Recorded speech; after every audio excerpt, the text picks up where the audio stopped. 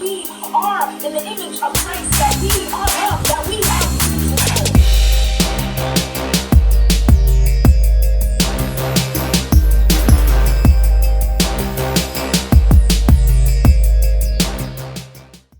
I think the goal is to help prevent them from dealing with a lot of brokenness as they're older.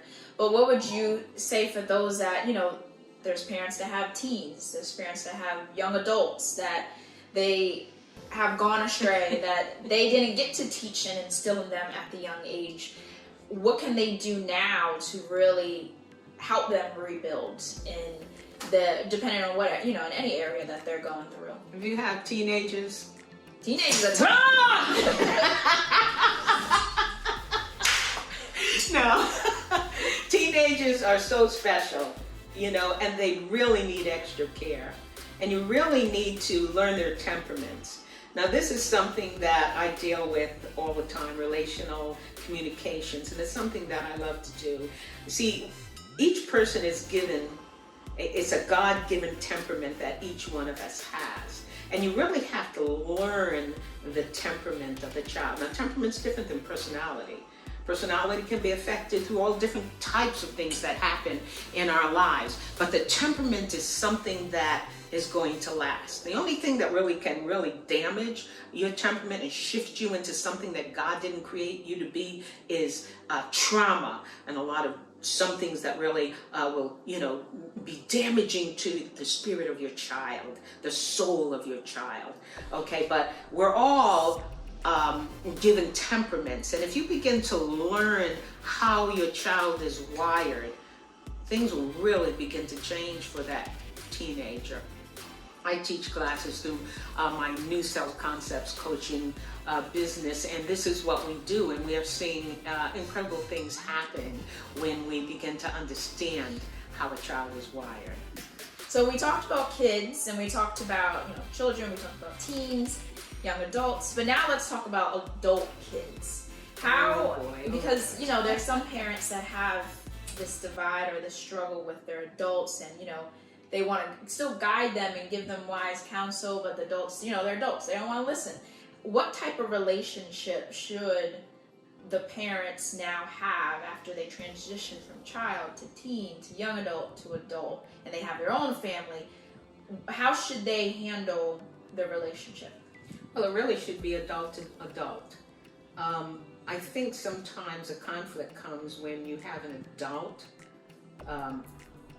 child that you grew up to be an adult, and you're still trying to treat them like a child.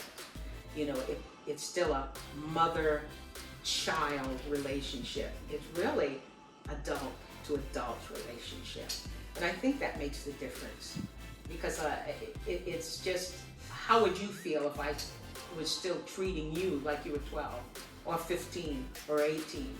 You're an adult now, not even a young adult. I think we need to get away from that. Once you enter into adulthood, you should be acting as an adult, especially if you're living on your own and you're working and you're responsible, you're paying your own bills. I mean, why would I be still treating you like a child? I think we have a much better relationship.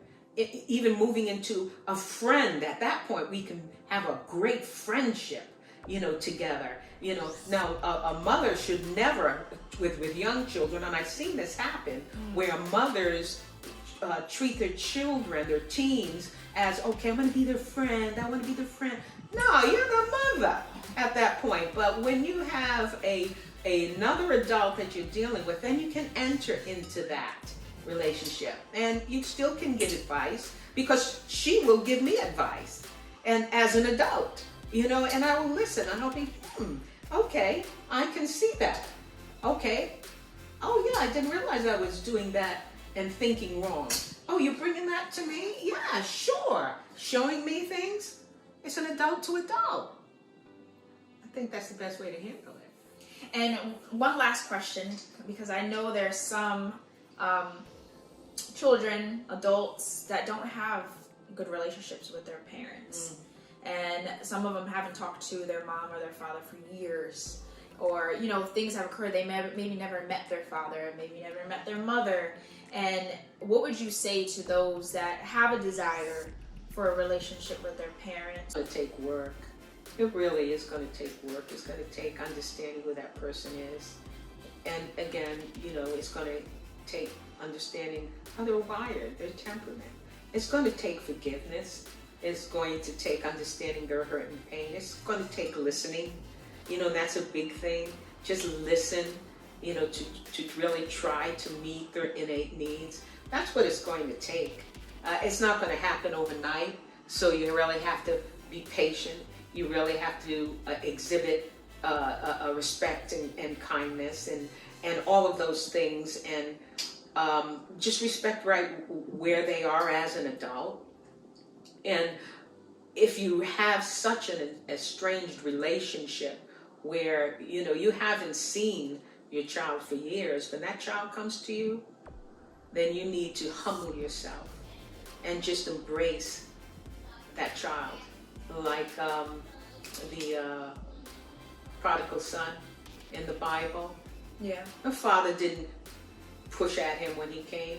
What happened to some people may not The prodigal son is just quickly a story in the Bible where the son got of age and he got all puffed up and he decided he wanted to go out and take his inheritance and go out and be on his own. He didn't want to be under his father's rule anymore, and he thought, hey, look, I'm gonna do me. In other words. And the father was sad at heart, but he let him go. And then eventually the son found out, oh my goodness, it's hot out here. I'm eating with the pigs. I'm homeless. I'm doing all, I got to go back home, but the key is when the son did go back to his father didn't, be all huffy and puffy and pride-filled and, well, where have you been? Why should I do? There was no fussing or any of that. His father embraced him. He embraced him and loved on him and was so glad to see him. That's how it has to be. If you have a relationship and you haven't seen your child in a long time, just remember we talked earlier, a hug says 1,000 things. It does, oh my goodness, just the touch of another human embracing you genuinely, loving on you. I'm so glad you're home. I missed you. I loved you. I'm so glad you returned. Let's talk. That's the beginning of it. Mm-hmm. Yeah, I really like that because that goes right into rebuilding. And I encourage, we can definitely talk about parenting and children, because parents shape our lives. They are a big impact, and they can help us rebuild, and they could tear us down.